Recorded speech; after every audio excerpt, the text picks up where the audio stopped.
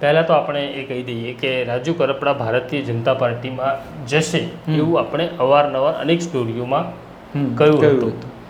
આ વાત ખુદ રાજુ કરપડાને પણ સારી નહોતી લાગતી કે રાજુ કરપડાના સમર્થકો છે એમને પણ નહોતું ગમતી અને એમને એવું લાગી રહ્યું હતું કે આપણે કોઈ ખોટી વાતનો પ્રચાર કરી રહ્યા છીએ.